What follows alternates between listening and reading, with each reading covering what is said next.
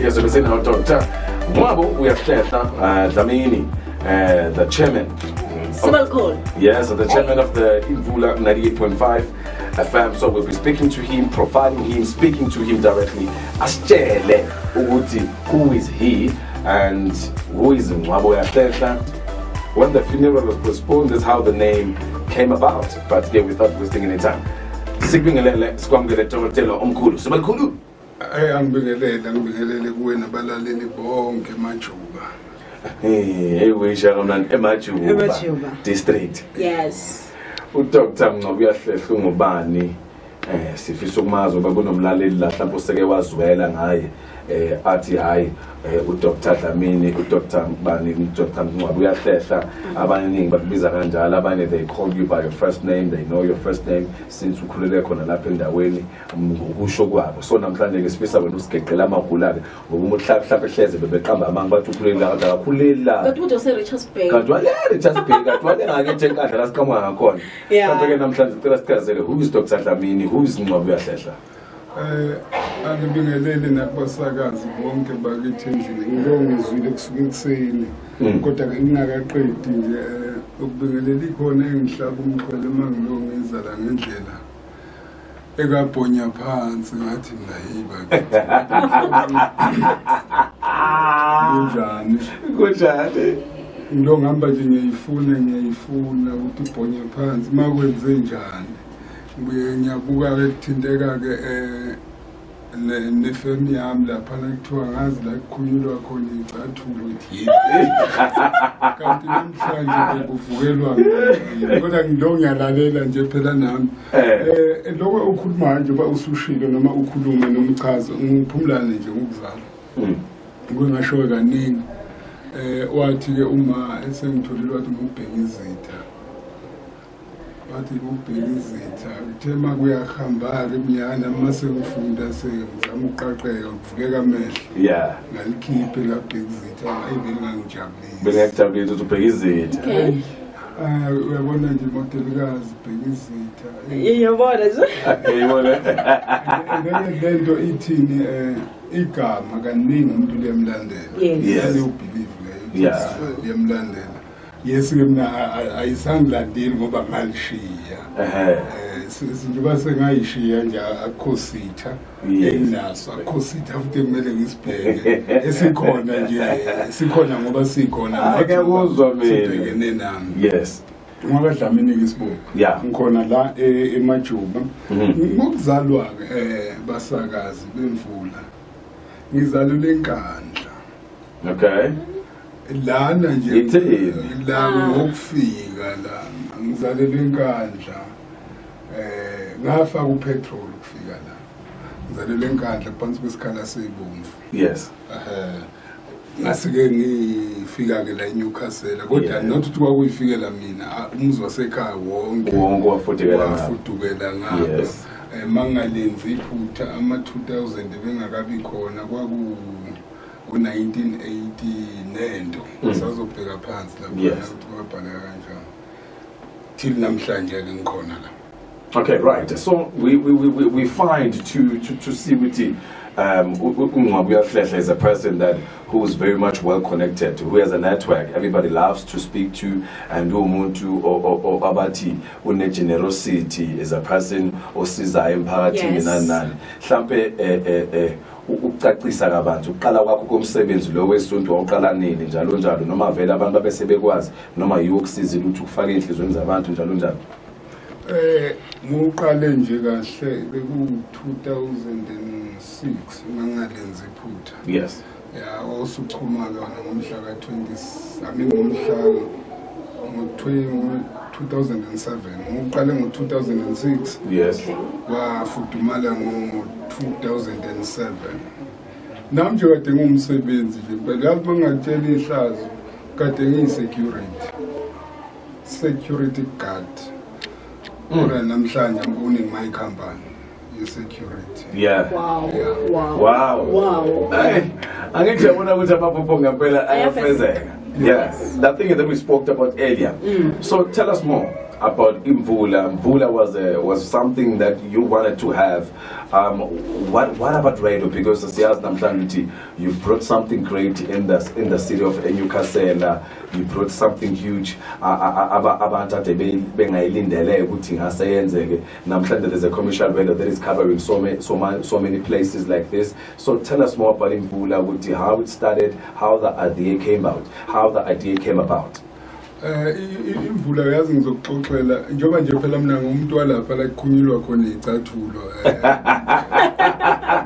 topic yasekuseni imvula ingifice endleleni ngikwengathi mangabe ngikhuluma nabafowethu kade siyidlalele nje sixoxa ngoba mina ngiyilo muntu ke ongafuni ukuhluleka into manje ngingayicabanga ngifuna ukuthi ngiyenze ngifuna ukuthi kuthiwe ngazama ngahluleka kusho ukuthi ngithe mangabe senza babe ngibhalela bathi Dr. Mngcwabo uyahlehla FM engathi mina mase ngihleli sengilele eyizwa le litayi ngihleli sengilele abafowethu laba nabafowethu laba bathi hayi phela edlamini kuzokonakala phela angithi manje mangabe ngizothi umngcwabo uyahlehla so kusho ukuthi ngilimit abantu ekutheni onenkinga mhlawumbe nomngcwabo uyahlehla end up engasafika so ngaphuma naleli ukuthi Imvula FM Imvula phela inela wonke umuntu and Imvula futhi usizo kuwona wonke umuntu izwile nje la modelikazi lapha sebekhuluma nangeyikhukhula hayi inkosi yami hayi kahle ngemvula ngekhukhula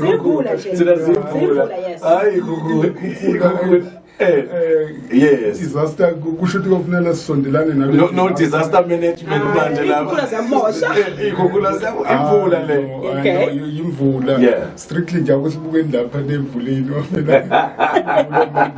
ikhukhula bangathi manje sesiyagadla kokunye ukuthi awuyena usamuka ke thina kanti akusinhloso phela kodwa inhloso ukuthi nje konke kube kuhle uba khona mhlambe kwe-radio nokuqala i-radio ngabe bekuwukuthi ufisa ukusiza umphakathi okanye uqala nje umsakazo ngoba bekuyisifiso sakuthi ube nomsakazo kahle kahle ithini injongo of having the radio station, owning the radio station?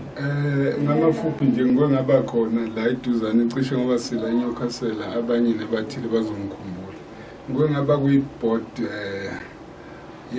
yomunye umsakazo. Yes. So ukuba khona kwami lento umsakazo yagcina nje singena ngokuthi kule umsakazo kade uphethwe ama members. Yes. Members mawuthothi mangabe nibaningi imboni yahlukana yes. Omunye udonsa ubheka le so ke yasala lento kimi ukuthi ibakithi kodwa ngoba le industry le mangabe iphatheke kahle iyaphilisa futhi iyasiza nothi kimi kuphela nakubo bonke nje abantu uma ungakubuke nje cishe istaff esikhona la Emvuleni ifangilenze iphutha ngwana kunecomputer ngiyiphethe kodwa ke ifangilenze iphutha plus minus 40 yabantu abazophilisa imindeni yabo and also umama osisizayo la ngimbonayo nayo ecleaner laphandle nabo futhi bazosizakala end of the day. So that's why ngaba nalento ukuthi no, let me try ukuthi sibe nemvula esizokwazi ukuthi siyinise thina ngendlela yethu siyazi ukuthi imvula ibuya kuNkulunkulu kodwa akusiyibambela ama remote nje thina siyenzelela ngenhlanhla enkulu ngithe mangabe ngihamba kunomunye udadewethu ngeke ngimvalele ngaphandle bathi umamelo wakaZondi useThekwini one day nje angazi ngiyothini yebo ngathi mangihleli naye kwathola ukuthi uyalizwa leli phupho la uyalizwa wabona futhi no ngaphuma kanjani ngisiza kanjani that's why end up ngibala okunye nokunye ngakulandela kodwa nje that's why kakhulu ngomshayeli ehlombe hayi no sibonga kakhulu noma abanye bebaleka nje imvula izobancandi bathi anginjalo bazobamathi bonke imvula ilisela isizwe ngolwazi. So that's great. That was again yena ku Dr. Mngcwabo uyahlehla, the founder and the chairman of Imvula 98.5 FM radio station ekhona lapha eNewcastle. And Modedgazi, do you have anything to say, to add up to question? Yeah, Mngcwabo uyahlehla mhlawumbe sesiphesa sesivana. Ngicela ukubuza ukuthi mhlawumbe umuntu olalele njengamanje ekhaya siyazi ukuthi abantu balalele nathi kwayithina nje ama presenters wakho sibancane sizingane mhlawumbe umuntu onephupho mhlawumbe hayi le radio officer ukuthi mhlawumbe naye abe na something kusasa uthini kuyena njengamanje uyabona ukuthi akuhlangana kukho kulungayo ngoba siyazi ukuthi awuqale la officer ukufika khona njengoba uye washo wathi we security but namhlanje usone company ama security namhlanje usu Dr. Mngcwabo uyahlehla uthini kumuntu olalele njengamanje ekhaya yazi modelekazi inkinga yabantu noma inkinga elaphandle yabona uma uzocabanga into ujahile noma uzophupha futhi ujaha ukuvuka kubanekile kufuna ukuthi isikhathi lesokuphupha usinikeze isikhathi saso uhlala ulalele iphupho lakho uliphasise iphupho bayima uzophupha bese uyavuka futhi ujaha ukwenza eminye imisebenzi ethweni khona la kuendapha khona kuba nama mistake khona bese okunye njengoba ngathi izinto lezi ezinenhlanganyela ufuna ukuthi mawuzokhuluma ukhulumeni bebaningi. Yes, it's good and right kakhulu lokho ngepromote kodwa mina ngikwengibuke kuba manje kwegcine kulimaza amaphupho abanye abantu uthothwe nephupho elipositive kodwa umuntu oxoxa naye etafuleni akekho positive ngaleyo nto akekho positive or either mangabe eba positive ufuna ukuthi ntambama ukusasa ekseni imphumela yaleliphupho leli ibonakala. So that's why nginethemba futhi nginentshisekelo yokuthi nje nani as ama presenters wemvula please guys mawuphuma nje endlini uvale nje amehlo ungasho umthandazo eminingi uthi nje bakwethu usezulwini mangithi igama lakho so that whatever oyikhiphayo or oyikhulumayo izophilisa abantu. Makufika la with Mike usunokuthi no mina I'm a presenter mina what uso end up usu deliver ikhukhula ke leze basho ngazo kanti imvula kufuna ukuthi inisele iphilisa.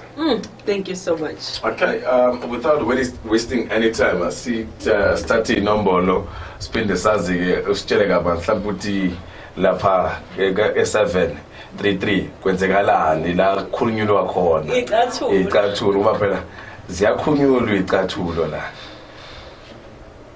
basa balalele emakhaya Nkosi yami bangivalele lapha ekhoneni nje sefuna ngeqa amagula lapha ku 7334 umsakazi wami ngimhlonipayo umsakazi